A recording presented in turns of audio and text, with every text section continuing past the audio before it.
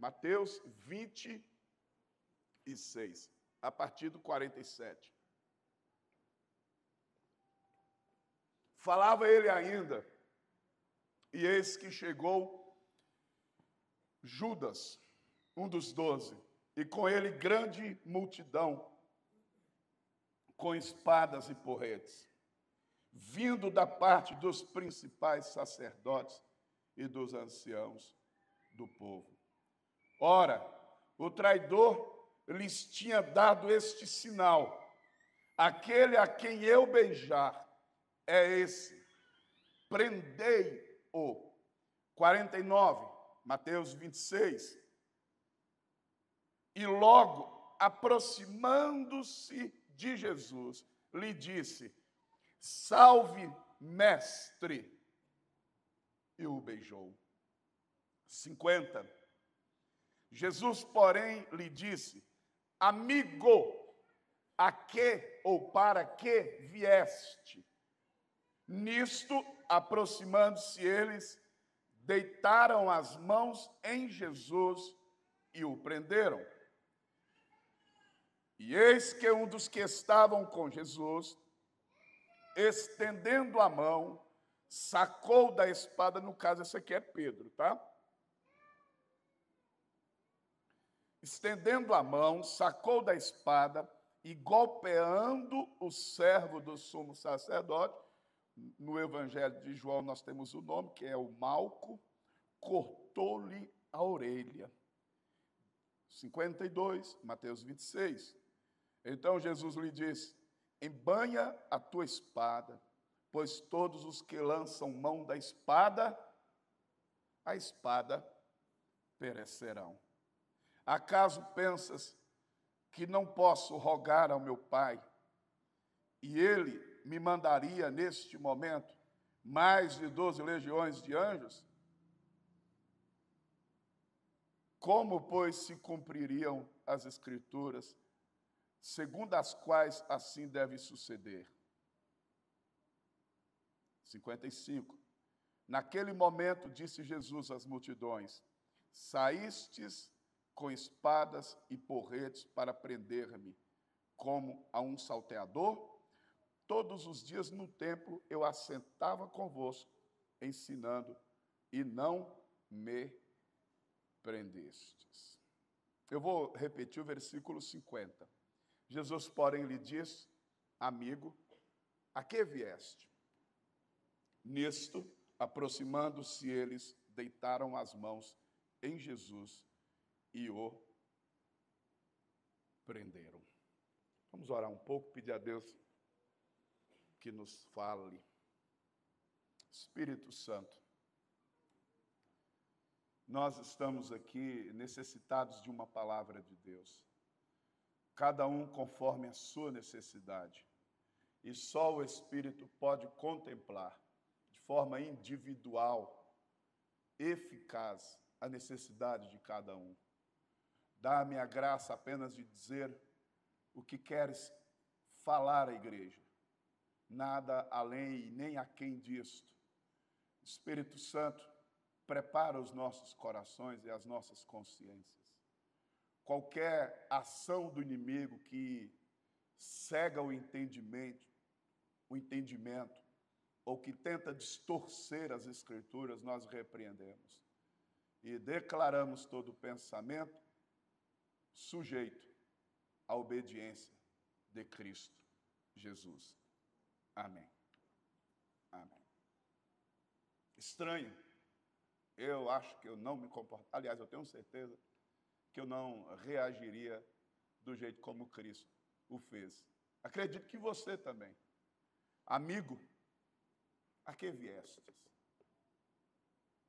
Jesus está saindo da ceia, está indo em direção ao sacrifício, está caminhando para o Calvário.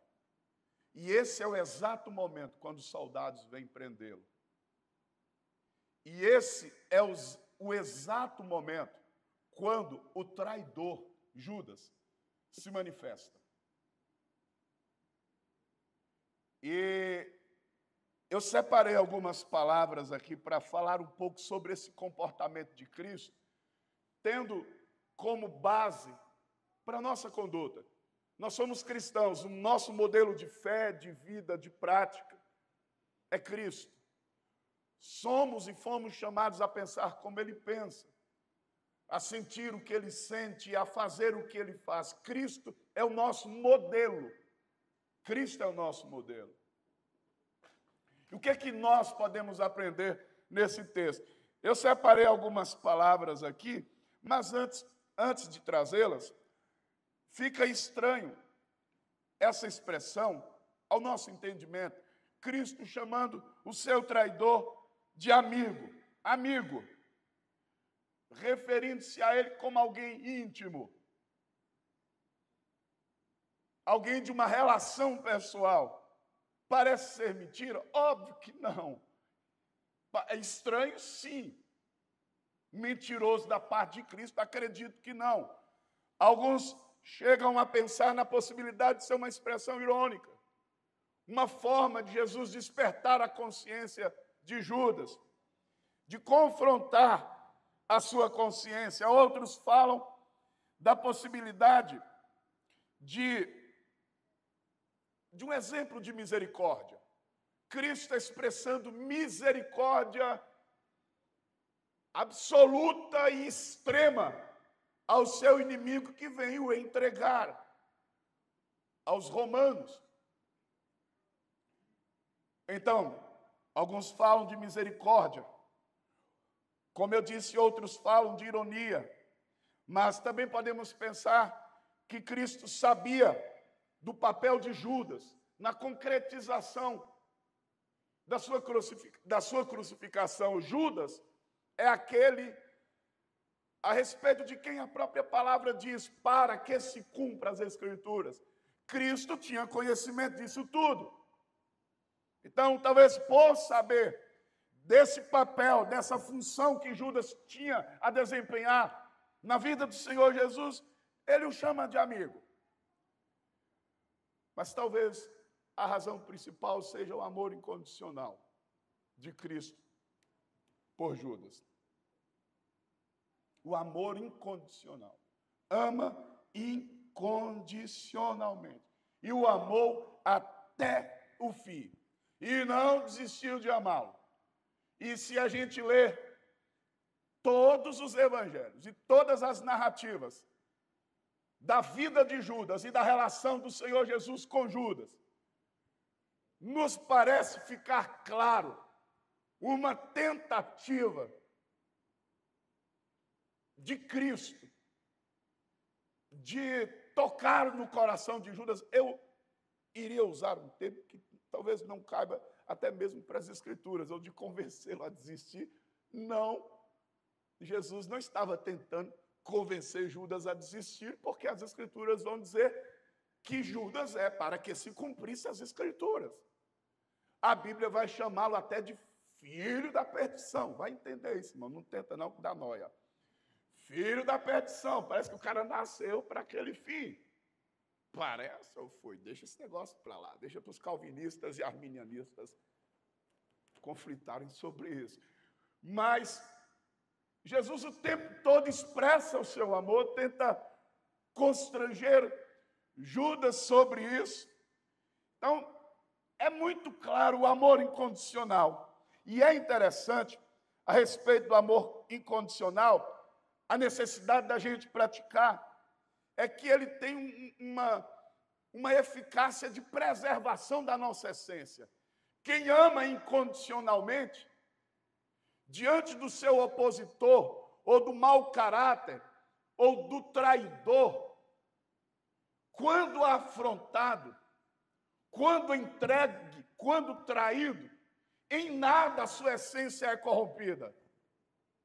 Porque simplesmente ama incondicionalmente. Não espera, não ama de forma barganhosa, com vista a receber algo. Nós aqui amamos assim. O amor de Cristo é incondicional. Sendo incondicional, a essência de Cristo não fica vulnerável à ofensa e à traição de Judas. Quem ama incondicionalmente, quando odiado, quem ama incondicionalmente, quando perseguido, quem ama incondicionalmente, quando odiado, não reage no espírito proposto. Continua amando. A sua essência é preservada. É por isso que esse negócio de amor, cumplicidade, eu nunca fui muito amante disso. Eu acho que para as relações humanas a cumplicidade, a reciprocidade está valendo. Calma, não estou jogando contra, não. Mas para sustentar relacionamentos humanos, só amor incondicional. É por isso que Cristo ordena ao esposo que ame sua mulher ou sua esposa, assim como Cristo amou a igreja e se entregou por ela. Amor incondicional. Ah, mas ela não tem sido cúmplice ou não tem devolvido na mesma porção ou proporção do que é ofertado. Continua amando. Isso é que sustenta casamento. Amor incondicional. Amor incondicional. E isso preserva o coração das frustrações. Então, nada do comportamento de Judas altera a essência e a identidade de Cristo. E isso é bem pedagógico para a gente, porque parece que as relações humanas da gente vão corrompendo o caráter da gente na medida em que a gente vai sendo traído, na medida em que a gente vai sendo magoado, ressentido, perseguido, afrontado, ameaçado. Há uma necessidade dessa natureza caída de reagir no mesmo espírito, de dar o troco. E aí eu estou me tornando, se Jesus tivesse uma reação parecida com a ação proposta, não teria preservado a sua essência. O amor incondicional perdoa, o amor incondicional anda mais uma milha, o amor incondicional não desiste. Eu acho interessante essa questão do amor sacrificial, do amor incondicional. O comportamento do outro não vai corromper a minha essência e identidade. Você não ficará vulnerável às frustrações. O amor incondicional zera. É difícil, né? Mas bora lá. O amor incondicional zera. Quando você consegue aplicá-lo, zera as frustrações. Você imagina Jesus frustrado com Judas? Eu não imagino. Jesus desapontado com Judas? Eu não imagino. Jesus decepcionado com Judas? Eu não imagino. Não há frustração nisso aqui, não há possibilidade. Jesus não é pego de surpresa. Pode-se pensar numa tristeza, sim. Mas quando você lê o texto todo e o texto vai dizer para que se cumprissem as Escrituras, você percebe um Jesus totalmente íntegro. Amor incondicional ajuda na preservação da identidade, da essência. Irmão, uma proposta legal para a gente aí. Mas a respeito das palavras que eu quero trazer para a gente, dentro das reações de Cristo, a primeira delas é equilíbrio e serenidade. Diante das ameaças que a gente sofre todos os dias, de quaisquer que sejam as ameaças, as pressões, as tensões que a gente sofre, equilíbrio emocional e serenidade. O texto vai dizer, irmãos, versículo 47, falava ele ainda, e eis que chegou Judas, um dos 12, e com ele grande turba, grande multidão com espadas e porretes. E Jesus, sereno e calmo. Equilíbrio emocional. Equilíbrio psicológico. Equilíbrio. O que me faz pensar que a gente precisa, eu tenho dito muito isso aqui, colocar a nossa missão acima das nossas paixões, sentimentos e emoções. Cristo é esse homem. O equilíbrio dele, a serenidade de Cristo, diante da situação de traição de Judas, tudo isso se dá Porque o que Cristo tem diante dele é a missão. E tem muita coisa na vida da gente que a gente precisa aprender a pensar na missão. Se você for viver um casamento baseado em emoções, em sentimento, não sinto em amar hoje, não sinto em perdoar hoje, não tenho mais amor, quero desistir, não é mais favorável. A gente conversa sempre com casais e com pessoas, e a gente percebe que as pessoas não vivem mais por uma missão, por um propósito. Eu fico pensando, irmãos, 14 anos de igreja, se eu fosse me entregar aos sentimentos e emoções que as circunstâncias me impuseram, muitas das vezes eu não teria subido ao púlpito para pregar. Nós não estaríamos aqui. Quem vive por uma missão, não vive em função de paixões. O amor diminuiu, a relação está desgastada, as lutas são grandes. Cristo tem esse equilíbrio diante da multidão que vem faminta para destruí-lo, de um traidor. Porque Jesus tem a missão por mais importante, por superior a qualquer tipo de paixão ou sentimento. Irmão, de verdade, se tem uma espécie almática, eu não sei se existe esse adjetivo, mas se tem uma espécie almática, é o tal do crente. Almático. Observe os salmos de Davi. Davi conversa sempre com a sua alma. Por que estás abatida, minha alma? Por que te perturbas dentro de mim? Espera em Deus. Eu ainda o louvarei. Há uma consciência de que Deus é fiel, há uma confiança de que ele ainda louvará a Deus. E aí ele ordena as suas emoções, as suas paixões. Alma, aquieta.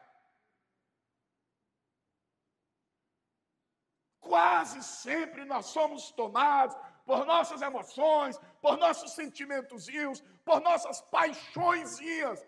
E por conta disso, a gente abandona o casamento, a gente abandona a igreja, a gente abandona o ministério, a gente abandona a vocação, a gente abandona as amizades, paixões, afetos. É sobre missão. Amar é missão. Ser como Cristo é missão. Pregar o evangelho é missão. Cristo sabe que o Calvário o espera. O sacrifício é a vontade do Pai. Quando o sofrimento chega ao seu ápice maior, o que parece acontecer no Getsêmani, ele diz: eu queria, a minha vontade, os meus sentimentos até desejam que o Pai me livre desse cálice, mas que não seja feita a minha vontade, mas a tua vontade. Emoções, sentimentos, paixões versus missão. Qual a sua escolha?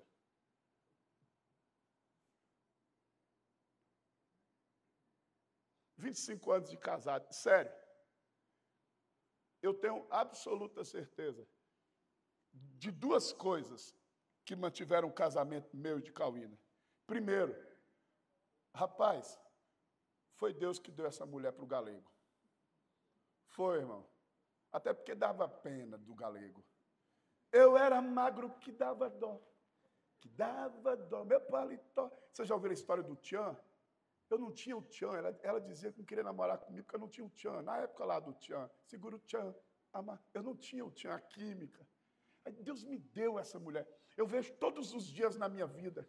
Hoje eu falei para ela, eu estava vindo, eu falei para ela assim: amor, você ora muito por mim, não ora?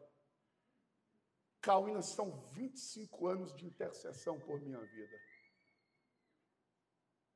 Eu acredito que ela nunca ficou um dia sem orar por mim. E eu tenho certeza que foi Deus quem a colocou na minha vida e vice-versa. Mas uma coisa que é extraordinário, que nos manteve... irmãos, o negócio não foi brincadeira, não. Não foi brincadeira, não. A gente passou por lutas que... Tem umas delas que só a gente sabe. Lutas terríveis. Mas, sabe, o que nos manteve foi a missão. Propósito da vida, da família, do ministério. Você tem que parar de ser adolescente e viver como menininho. Você já é adulto, rapaz. Comporte-se como tal. Paulo disse, quando eu era criança, eu pensava como criança. Eu sentia como criança. Eu agia como criança. Agora que eu sou adulto, eu deixei de pensar, sentir e agir como criança. A gente precisa mudar isso, irmão. Esse equilíbrio de Cristo se dar em função da missão. Todos nós aqui. Dá vontade de chutar pau da barraca. Dá vontade de matar. Dá vontade de bater. Dá vontade de se matar. Dá. Não dá, não? Um dia desse eu estava no púlpito aqui, Eu estava numa exaustão emocional tão grande. Eu estava aqui, Iago estava ali sentado, eu sentado aqui, olhando. Mas me bateu uma vontade de sair dessa para o céu, irmão. Para o céu, claro, né? Falei, Jesus, eu não vou nem dizer o que eu pensei, irmão. Aí eu escrevi um textozinho lá, o pessoal pensou que eu ia me matar. A morrer! Igual tiririca. Rapaz! Irmão, eu estava num negócio profundo de tristeza, de desilusão, lá dentro, doendo. Aí coloquei lá, estou cansado. Às vezes a exaustão toma conta da gente, o cansaço existencial. É um cansaço que é muito além do físico, do mental. É um cansaço da vida. Parece que o mundo está cada vez pior para se viver nele, para se respirar nele. O ethos desse mundo está cada vez mais difícil. A cultura, o espírito que governa essa era está com a mão aqui, sufocando a gente, querendo nos matar.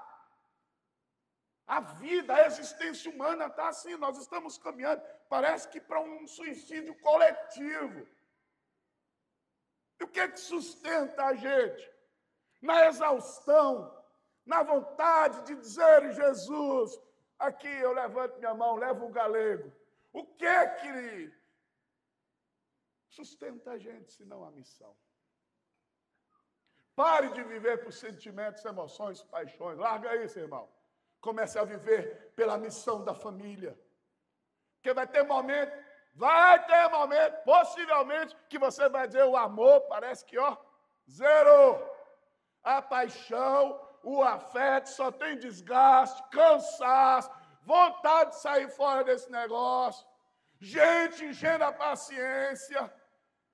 Gente perturbando, condenando, julgando, incompreendendo. Sei lá, é isso mesmo. Cara, é missão. É missão. Missão. Eu tenho que ir à cruz. Judas, suas ameaças, as multidões com espadas e porretes, a violência e a hostilidade dos seres humanos que me rodeiam não vão me destruir. Eu tenho uma missão. Qual é a sua? Pagar a conta? Que maravilha! Arranjar um trabalhozinho para se dar melhor? Irmão, isso aí você vai largar esse negócio. Não, isso aí não suporta, não. Qual a missão que você carrega no seu coração? O senso de missão. Tiago 1, 19 e 20. Tiago, capítulo 1, versículo 19 e 20.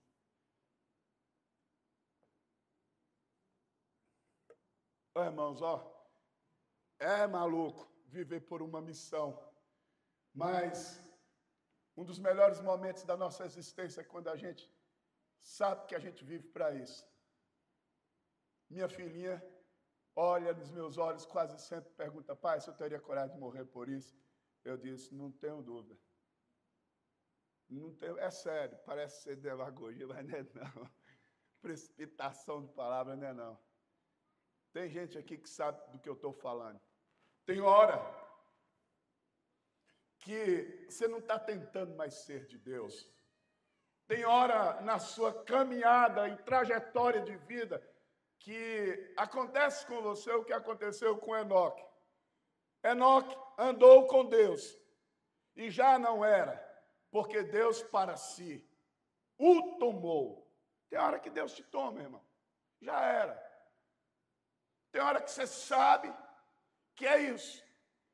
Você carrega essa causa e vive por ela, e morre por ela. São os momentos bons da existência, quando a gente encontra a missão. Quando a gente encontra a missão, quando a missão nos encontra. E a gente para de viver dessas paixõezinhas baratas que o mundo está sempre falando. Tem que ser cúmplice, se não for cúmplice, não, quer sabe o que fazer, irmão, vai. Outra coisa, lê para nós aí, Tiago 1:19, eu vou ler aqui. Sabei estas coisas, meus amados irmãos, todo homem, pois, seja pronto para ouvir, tardio para falar e tardio para se irar. Não precisa controlar, irmão. A gente precisa de equilíbrio emocional. A gente precisa de equilíbrio emocional, tardio para falar, tardio para se irar. Olha, a ação de Cristo é de absurda e absoluta serenidade. Diante da multidão, diante de toda a situação proposta. Ele tem uma missão, tá? Emocionalmente controlado. Tem gente que vem para a sua vida, no dia a dia, Satanás bota umas figuras na sua existência só para te desequilibrar, velho. Tem umas pessoas que têm um sarcasmo terrível. Um dia eu me vi numa situação tensa, conversando com alguém. E nessa conversa que eu tive com essa pessoa, ela olhava, estava sentada à mesa, ela olhava a minha mão estava trêmula. Eu estava numa tensão, num nervosismo, numa ansiedade terrível nesse tempo. Ela olhava para a minha mão, para a reação do meu corpo e levantava a cabeça. Ela ficava o tempo todo aferindo a minha reação, vendo meu comportamento. Tem gente que é fria. Ela só vem para a sua vida ou ela age com você com intenção clara de te desequilibrar.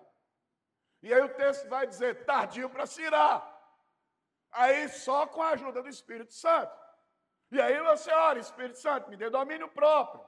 Espírito Santo, me ajude. Porque nós temos na nossa vida gente que quer desequilibrar a gente. Gente que tem a intenção clara de desequilibrar você. Tirar você do sério. Tirar você da missão. Mas Jesus, sereno e calmo, a que viestes? Amigo, a que viestes? Olha o que diz o versículo 20, Tiago 1:19, versículo 20. Por que o texto diz tardio para se irar? O que diz aí? Porque a ira do homem... Bora lá, irmão, bora dizer bem alto, hein? Bora lá. A ira do homem não produz a justiça de Deus. O que o texto está dizendo é que toda vez que você perde o equilíbrio, que toda vez que você age com ira, com paixão, do outro lado Deus não agirá. A justiça de Deus, a ação de Deus não acontece na expressão da ira do homem. Gente, esse negócio é difícil, parece que eu estou falando de um negócio aqui bem distante, né? Pensa, em determinadas situações que são difíceis, e o texto está dizendo, tardio para se irar. Aí você fala, pastor, tardio, porque tem que irar, né? Calma. A ideia é ser longânimo.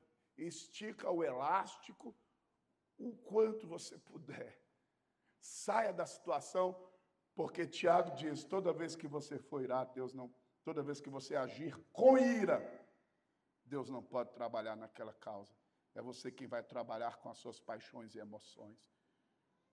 Olha um outro texto, Romanos capítulo 8, versículo 33 e 34.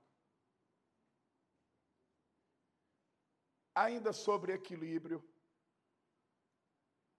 Olha o que diz Romanos 8, 33 e 34. Quem tentará acusação contra os eleitos de Deus? E quem tentará acusação contra os eleitos de Deus? É Deus que os justifica. Quem os condenará? É Cristo Jesus, quem morreu, ou antes, quem ressuscitou, o qual está à direita de Deus, também intercede por nós. Irmão, fica calmo. Fica calmo. Fica em paz, sereno. Não perca tempo se explicando, se justificando. Quem te justifica é Deus. E toda vez que a gente se presta a esse papelão, a gente só complica as coisas. Uma coisa que eu falei aqui pela manhã, a gente precisa aprender a voltar. A gente precisa voltar a orar uns pelos outros. Porque tem situações de rancor, de ressentimentos, de tristeza, de mágoas, de feridas, que elas só serão curadas quando a gente começar a orar e na oração liberar perdão. E é na oração pelo adversário que a gente aprende a amá-lo.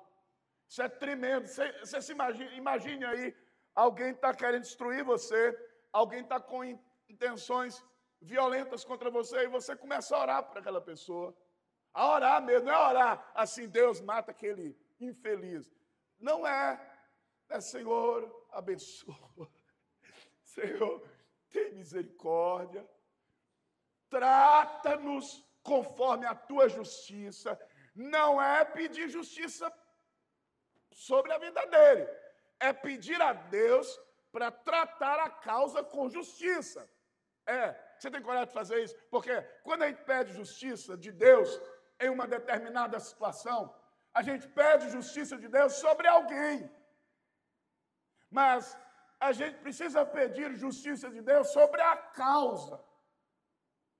E aí Deus vai julgar os dois. E vai dar a quem é de direito a vitória ou a resposta. E nenhum dos dois serão derrotados. Porque na causa cumpriu-se a justiça de Deus. Isso é o que nós chamamos de amor cristão.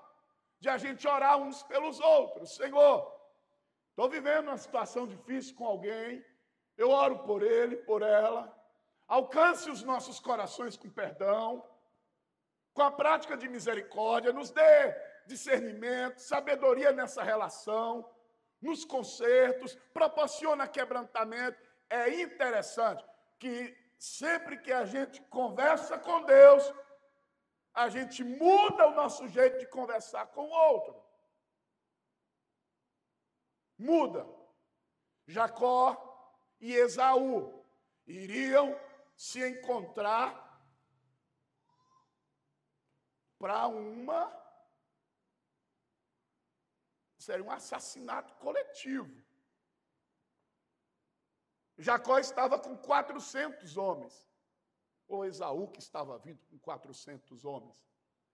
Irmão, ia ser sangue. No val de Jaboque, Deus visita Jacó, o anjo. É de onde vem a canção. Jacó segurou o anjo, não deixou.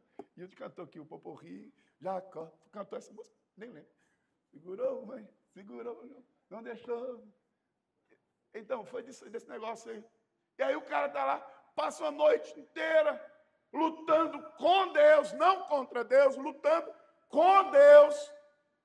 Deus abençoa Jacó, muda o seu nome, e ele agora, depois de ter orado e se relacionado com Deus, ele vai não mais de encontro a Esaú, mas ao encontro de Esaú, e o texto bíblico vai dizer que por 7 vezes se prostrou e se humilhou diante de Esaú. A oração troca esse coração endurecido da gente. Pastor Jair falou hoje pela manhã, o orgulho e a soberba de Naamã, as razões que eu tenho, porque nós somos cheios de razões. Quando o tema é relacionamento, a gente quer se proteger. Mas a oração tira essa roupa de justiça própria, de justa entre aspas, indignação, de argumentação humana, e a gente vai para o conserto. A oração com Deus muda o nosso jeito de conversar com o outro.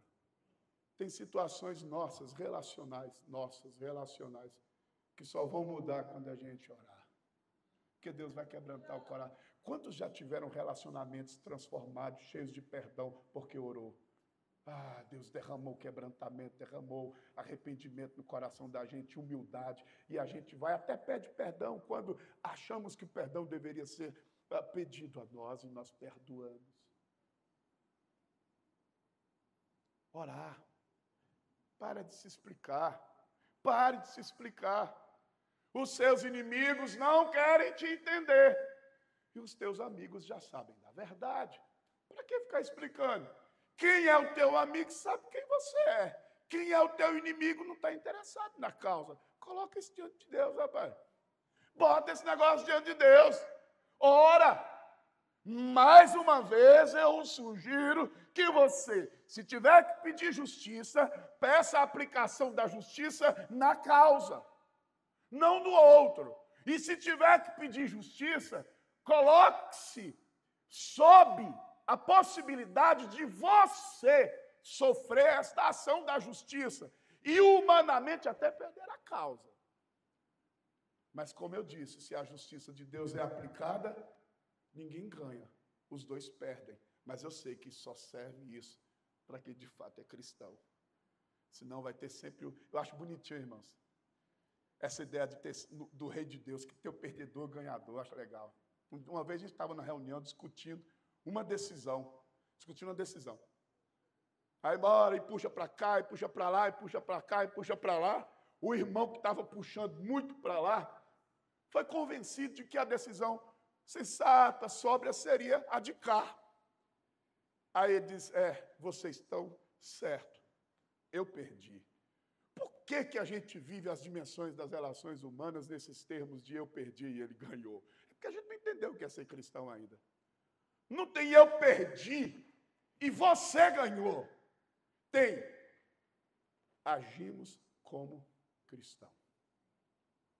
Nos perdoamos, nos reconciliamos e andamos juntos na fé.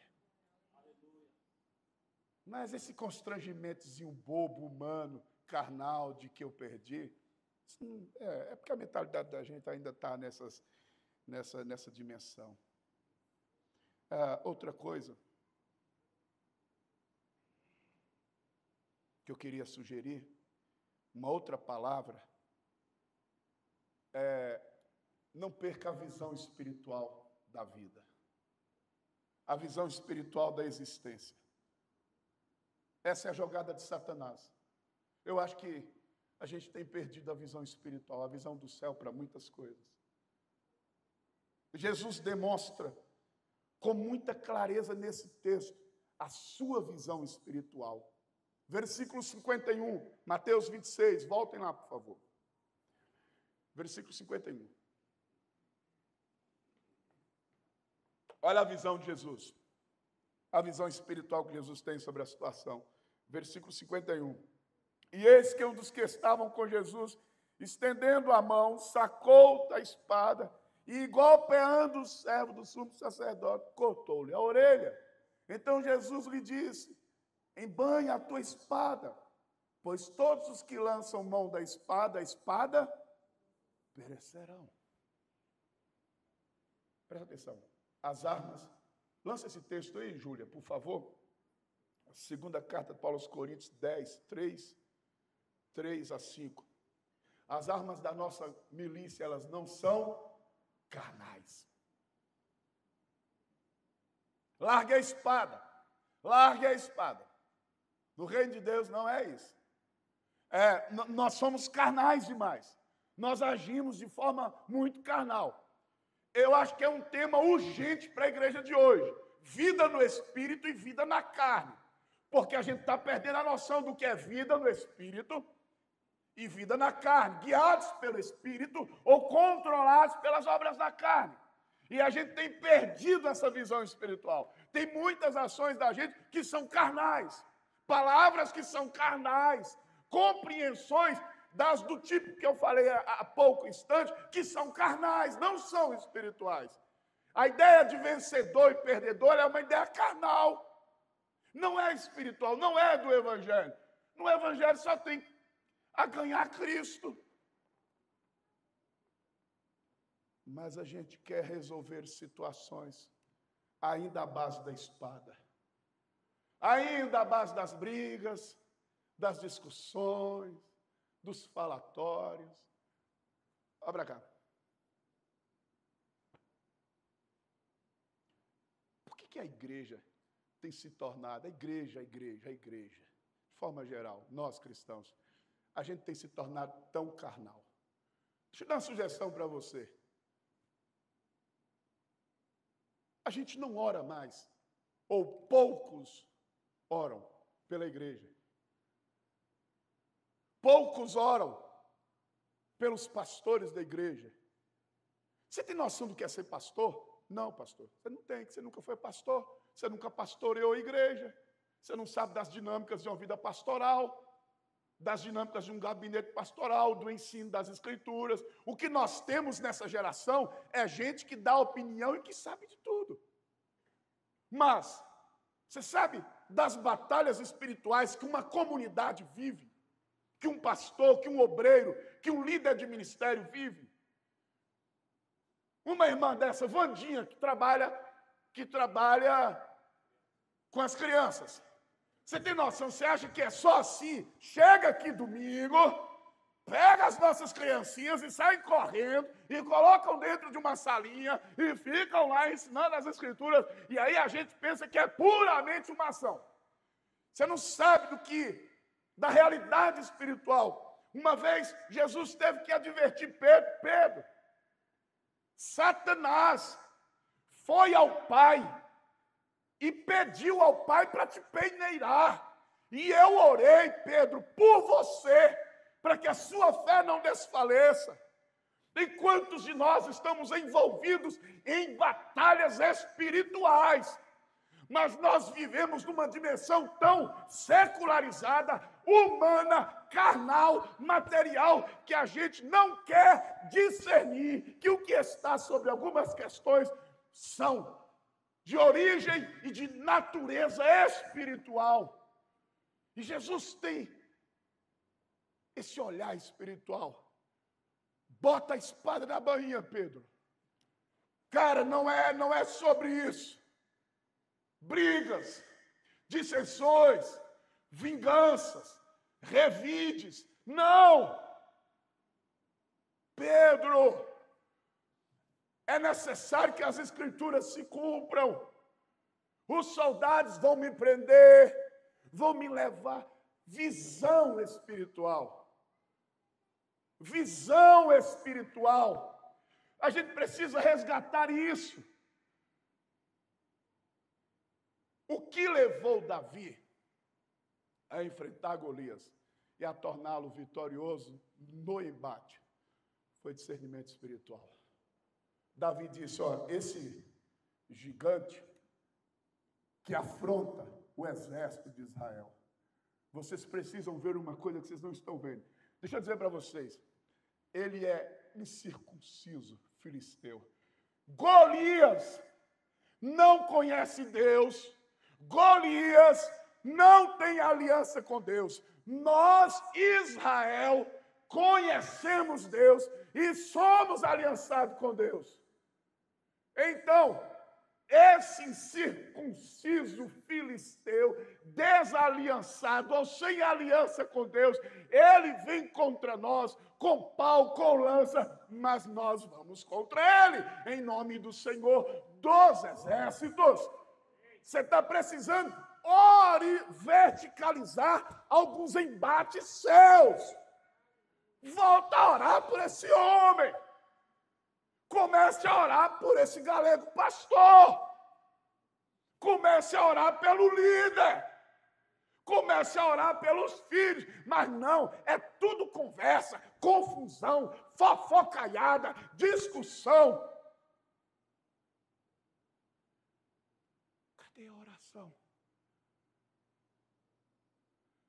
Seu filho, sua filha, seu marido descrente, só vê conversa na mesa, depois você reclama da não conversão dele, ou da não firmeza da fé. A gente está precisando de resgatar a visão espiritual da vida. Paulo disse aos irmãos de Éfeso, lança aí, Júlia, por bondade, Efésios 6, a partir do 10. Efésios 6, a partir do 10. Enquanto eu bebo água. A gente vai citar esse texto bem bonito. Bora citar o que está aqui no Data Show, para a gente ter uma citação bem bonita. A versão única aqui, vamos lá? Quanto ao mais.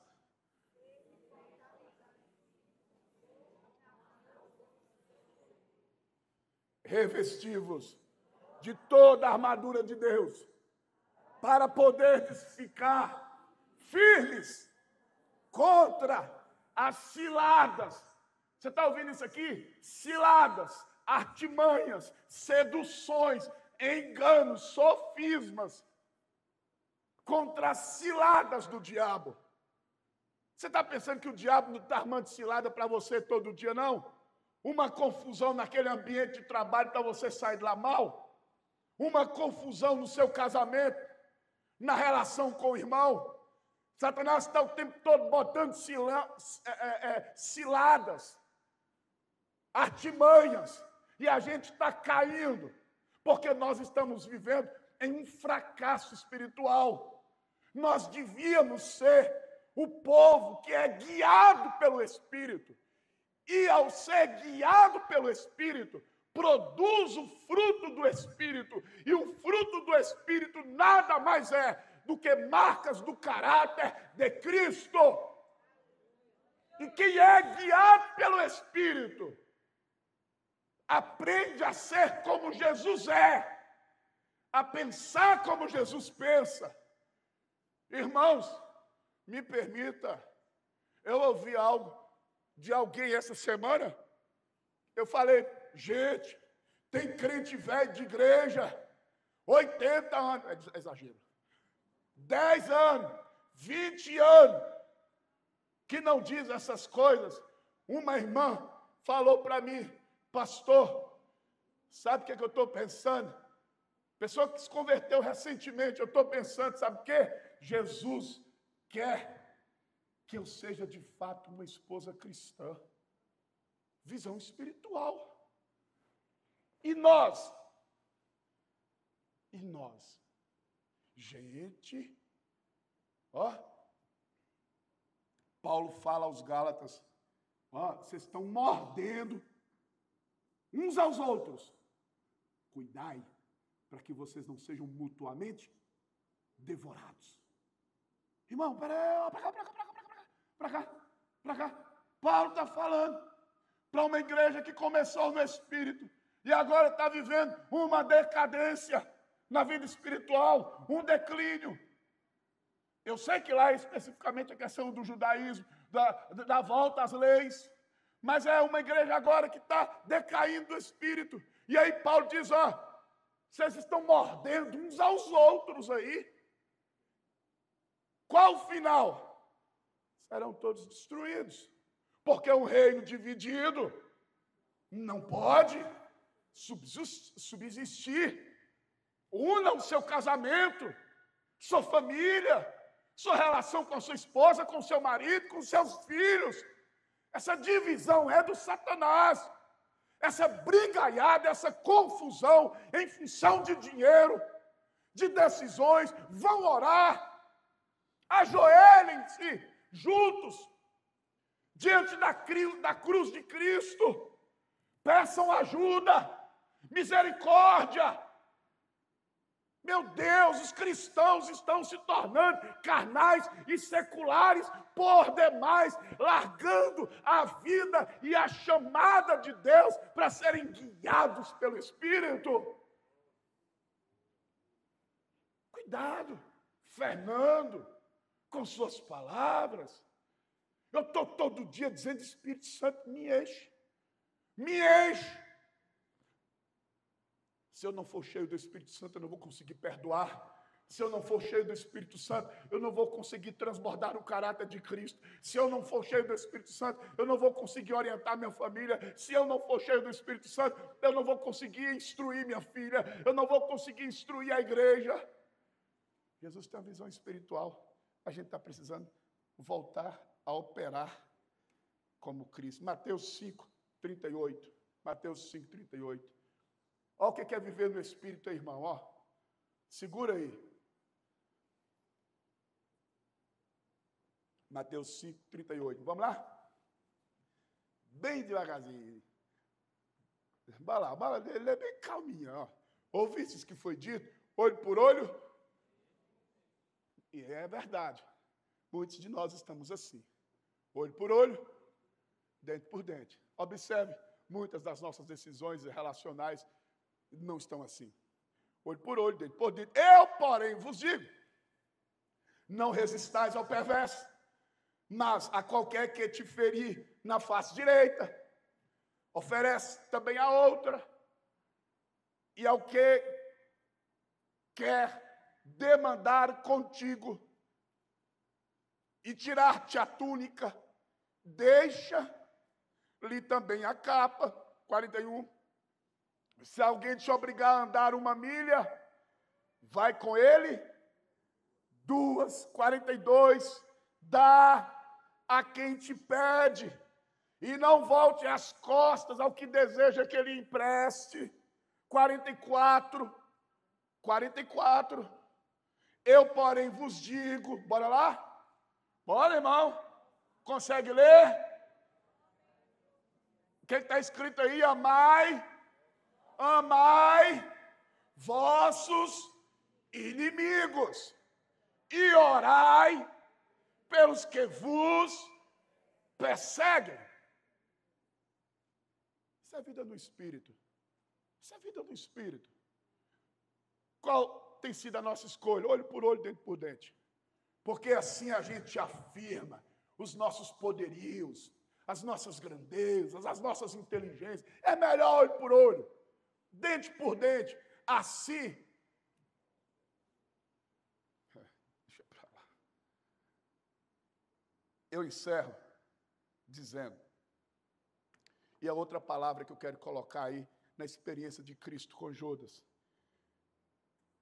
discernimento espiritual. Olha para cá, irmão. Eu tenho orado a Deus todos os dias para a minha vida isso. Ó, nunca houve tamanha necessidade da gente orar a Deus dizendo: Deus, me dê discernimento de espíritos. Me dê discernimento de espíritos. O que é, Fernando, discernimento de espírito? É a habilidade de enxergar que espírito está por trás de uma ação, de uma motivação. Que espírito? De Deus? Do homem ou do diabo? Discernimento de espírito. Irmão, Judas, Judas. Judas deu, o sinal da traição foi um beijo. Beijinho no Senhor Jesus. Oi, mestre. Beijo. Pedro, que parecia ser o mais nocivo, porque era temperamental, impulsivo, intempestuoso, não oferecia ameaça nenhuma para Cristo. Mas o Judas, beijo. A gente precisa de discernimento de espírito, irmão. Você sabe que em João capítulo 13, Jesus fala assim, um dos que estão aqui à mesa, um de vocês vai me trair. Sabe o que acontece à mesa? Todos começaram a olhar um para o outro. Quem? Quem é? Quem é? Quem é, mestre? Quem? Você sabe o que o texto deixa claro? Ninguém sabia no colégio apostólico que Judas seria o traidor. E quem estuda a respeito dos 12, sabe que Judas era o mais preparado de todos, o mais equilibrado, fez ADM. Não fez, eu estou brincando. O cara era tesoureiro. Você imagina, Judas, você vai ser o tesoureiro, você vai cuidar do dinheiro, que Jesus tinha dinheiro para cobrir as despesas, meu irmão. Jesus tinha dinheiro, e tinha umas irmãs lá, umas mulheres nobres que ajudavam Jesus a se manter. E aí Jesus estabeleceu, Judas é tesoureiro. E o texto da grande ceia vai deixar claro que nenhum deles sabia que o traidor era Judas. Mas no dia lá, Jesus falou, a que viestes, amigo? Presta atenção. Ó, todo mundo um dia há de dizer a que veio. Eu para a sua vida, eu para a esperança, você para a vida das pessoas. Um dia, motivação, intenções do coração, não é algo que se esconde para sempre. Um dia manifesta-se em ação. Um dia Judas vai lá, tasca um beijo no Senhor, pega a grana e entrega o mestre. Uma coisa interessante para a gente, e aí esquece a ideia de Judas ser o outro, talvez seja eu. Esquece a ideia do traidor ser o outro, é sempre o outro, aquele que nos ameaça. Pense na possibilidade da relação que você está desenvolvendo, você ser o traidor, traidor da causa, traidor do sentimento proposto na relação, da missão, do que foi conversado. Eu não gosto dessa ideia bélica da vida, de ficar com uma espada o tempo todo para arrebentar com quem está à frente. Por quê?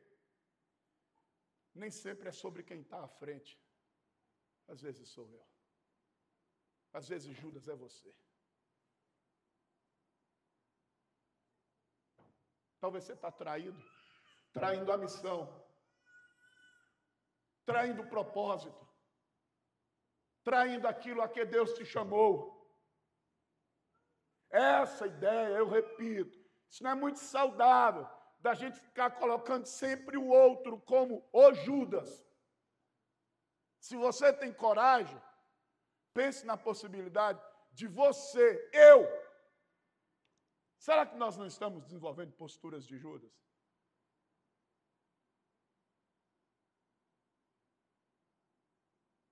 Sempre é o outro, né, irmão? Sempre é o outro que frustra, sempre é o outro que desaponta, sempre é o outro que entristece. Nunca sou eu, né, irmão? E mais uma vez a gente não está entendendo nada a respeito do Evangelho. Porque o Evangelho não põe o outro no banco de réu, põe você. Examine-se o homem a si mesmo.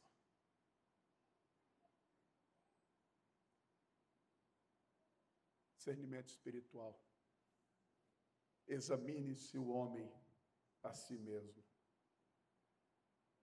Eu preciso de discernimento de espírito para discernir o espírito de Judas, que muitas vezes não está no outro, está em mim. Vamos orar?